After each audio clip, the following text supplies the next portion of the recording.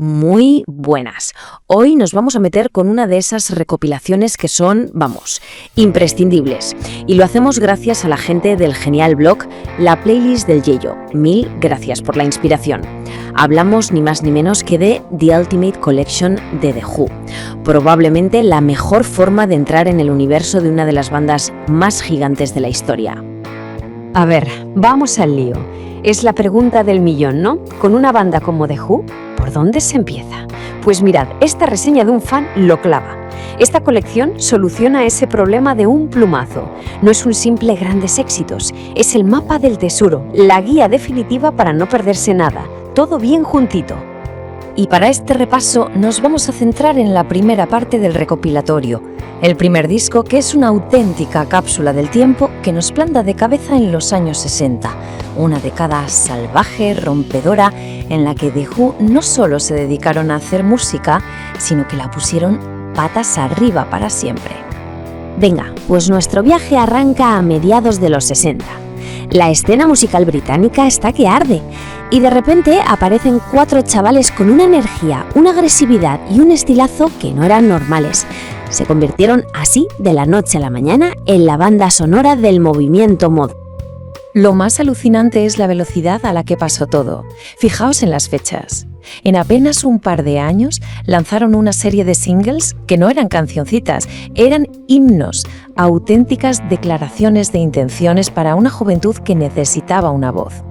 My Generation fue literalmente el puñetazo en la mesa de toda una generación. Pero ojo, que The Who no se quedaron ahí, ni mucho menos. La energía seguía intacta, pero la cabeza de Pete Townshend empezó a funcionar de otra manera.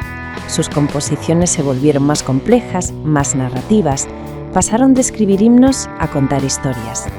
Y así empezaron a crear lo que podríamos llamar pequeños dramas de pop art.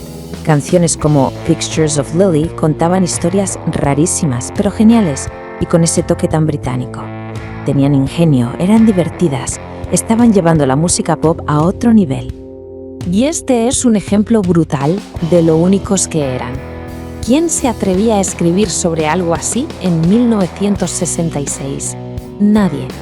Townshend tenía un don para observar la sociedad y transformar lo que veía en pequeñas fábulas con un punto de humor surrealista. ¿Jugaban en otra liga? Así de claro. Y con todo esto llegamos al momento cumbre de su viaje en los 60. Después de jugar con las mini-óperas y las historias cortas, decidieron tirarse a la piscina y lanzar el órdago más grande que el rock había visto hasta la fecha. Se consolidaron como auténticos pioneros. A ver, que quede claro, no es que hicieran un disco con una historia, no. Es que prácticamente se sacaron de la manga un género entero. La ópera rock Tommy marcó un antes y un después. Una historia completa, compleja, contada con la furia y la melodía del rock and roll. Y claro, en esta recopilación no podían faltar los temazos que convirtieron Tommy en un bombazo mundial. Canciones como Pinball Wizard se hicieron clásicos al instante y demostraron la visión artística tan increíble de la banda. Fueron capaces de crear un universo entero dentro de un disco. Casi nada. Bueno, si nos alejamos un poco para ver la foto completa, el impacto de la música de esta época y en concreto de este recopilatorio es brutal. No hay otra palabra. Para que nos hagamos una idea del calibre de esto, solo en Estados Unidos, The Ultimate Collection vendió más de 1 millón de copias. Certificado de platino que se dice pronto, ¿eh? Esto demuestra que décadas más tarde estas canciones siguen conectando con la gente, tanto con los fans de siempre como con quienes los acaban de descubrir.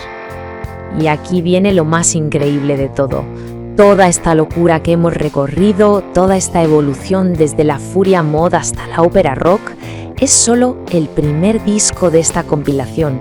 El primero. Todavía nos queda toda la historia de los 70 y los 80. Así que lo dejamos con una pregunta en el aire. Con tantísimos himnos, ¿cuál fue de verdad la canción que definió el espíritu de aquella época?